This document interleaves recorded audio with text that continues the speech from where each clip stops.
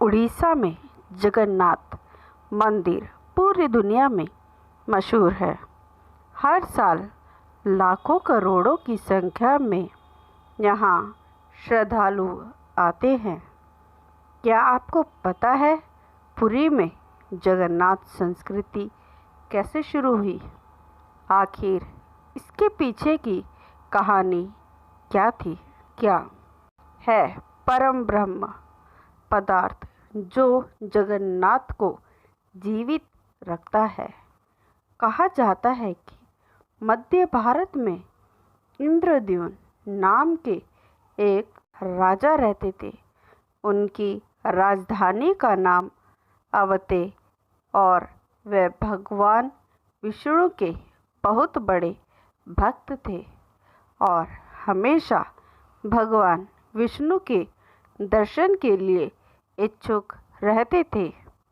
एक बार एक ऋषि घूमते हुए उनके महल में आ पहुँचे और बोले, राजन, उड़ीसा में भगवान विष्णु के भव्य रूप नीला माधव की पूजा की जाती है, लेकिन वह जगह उड़ीसा में कौन सी जगह है, यह आपको पता करनी होगी। ये बात सुनकर राजा इंद्रद्युम्न बहुत ही आनंदित हो उठे और महल के मुख्य पुजारी के भाई विद्यापति को आदेश दिया कि उड़ीसा में जाकर नीला माधव की खोज करे। राजा के आदेश के अनुसार विद्यापति उड़ीसा की खोज करने निकल पड़ते हैं। काफ़ी लंबी यात्रा के बाद विद्यापति उड़ीसा पहुँचे और गुप्त चोरों से यह पता चला कि सब्रों के मुखिया विश्ववासु एक गुफा के अंदर नीला माधव की पूजा करते हैं। ये बात सुनते ही विद्यापति विश्ववासु से विनती करने लगे कि वह उन्हें देव पूजा का स्थान दिखाए, लेकिन कबीले के सरदार ने साफ साफ मना कर दिया। विद्यापति उसी गांव में कुछ दिन के लिए रहने लगे। कुछ ही दिनों में उन्हें विश्ववासु की बेटी ललिता से प्यार हो गया और दोनों की शादी भी हो गई। कुछ दिन बाद विद्यापति ने अपनी पत्नी को नीला माधव की सिर्फ एक झलक दिखाने के लिए अपने पिता को मनाने के लिए कहा। अब बेटी की जिद के आगे विश्ववासु भी मान गए, लेकिन एक शर्त पर। विद्यापति आँखों पर पट्टी बांधकर लाया जाएगा। विद्यापति बड़ी चालाकी से अपने साथ कुछ सरसों के दाने ले गए और गुप्त गुफा के रास्तों में घेरते हुए चलते गए। गुप्त गुफा में पहुंचने के बाद जब विद्यापति ने आँखों से पट्टी निकालने के बाद नीला माधव की दिव्य छवि को देखा, तब वह उन्हें देखते ही रह गए। गुप्त गुफा से लौटकर विद्यापति ने राजा को सब कुछ बता दिया और राजा भी अपने प्यारे भगवान के दर्शन के लिए तुरंत निकल पड़े। लेकिन जब राजा इंद्रद्युम्न विद्यापति के साथ गुफा में पहुँचे, तब उन्हें वहाँ कुछ दिखाई नहीं पड़ा। नीला माधव अंतर ध्यान हो चुके थे। राजा निराश होकर महल में वापस लौट आए, पर उसी रात उनके सपने में जैसे देवलोक से कुछ संदेश आया कि वह पुरी जाए और लकड़ी के एक दारू को बाहर निकालें जो पानी में तैर रहा होगा।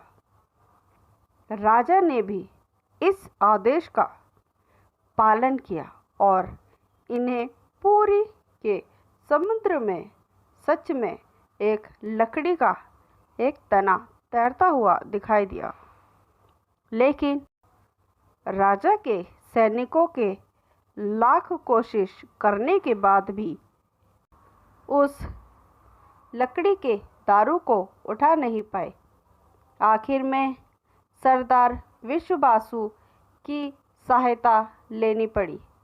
दारू को महल में लाया गया, लेकिन कोई भी कारीगर नीड़ा माधव की छवि तराश नहीं पा रहा था। जब देवताओं के शिल्पकार विश्वकर्मा एक बूढ़े बढ़ई के रूप में प्रकट हुए, उन्होंने राजा को भरोसा जताया था कि वह मूर्ति का निर्माण कर सकते हैं, लेकिन कुछ शर्त पर कि वह भगवान विष्णु की मूर्ति को 21 दिन में बनाएंगे, पर अकेले ही बनाएंगे और कोई भी उनके काम में बाधा नहीं डालेगा। राजा ने सब शर्त मान ली। लोगों को सिर्फ छेनी, हथौड़ी और बहुत से औजारों की आवाज़ें सुनाई देती थी। लेकिन 15 दिन बाद जब रानी को कोई भी शब्द सुनाई नहीं दिया तो वह घबरा गई। उन्होंने सोचा, बूढ़ा कारीगर शायद भूख प्यास से मर गया होगा।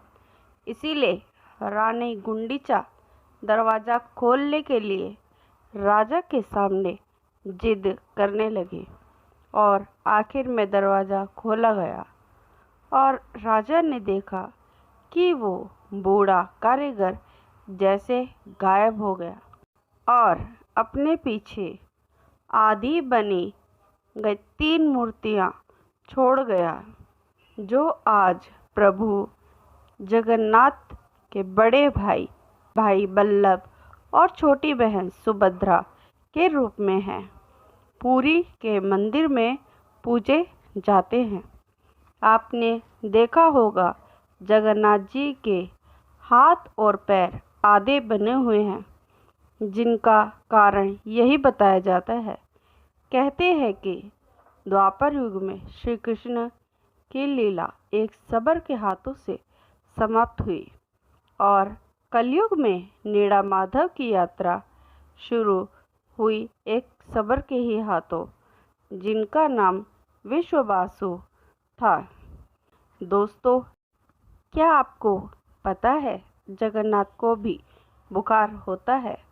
उनकी भी दवाइयाँ होती है। कभी कभी ठीक हो जाते हैं, पर कभी कभी उनका पुनर्जन्म होता है। कहा जाता है 90 पड़े वरह जो हर साल 8 साल, 12 साल या 19 साल में एक बार होता है।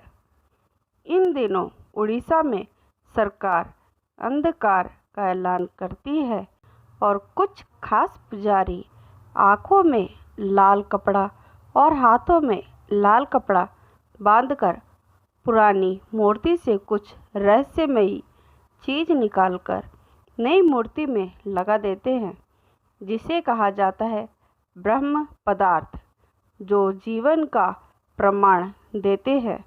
जैसे प्रत्येक मनुष्य के शरीर में आत्मा होती है, उसी प्रकार प्रभु जगन्नाथ के शरीर में यह रहता है, ब्रह्म या परमात्मा। यही कारण है प्रभु जगन्नाथ दुनिया में एकमात्र जीवित ठाकुर हैं, जो भक्तों की पुकार सुनते हैं और समझते हैं और इच्छाओं को भी पूरा करते हैं। ब्रह्म को लेकर हमेशा सवाल उठते रहे हैं, भक्त हो या संत हो, और खोजकर्ता भी समय समय पे इसकी खोज करते रहे हैं, सच्चाई जानने की कोशिश करते रहे हैं।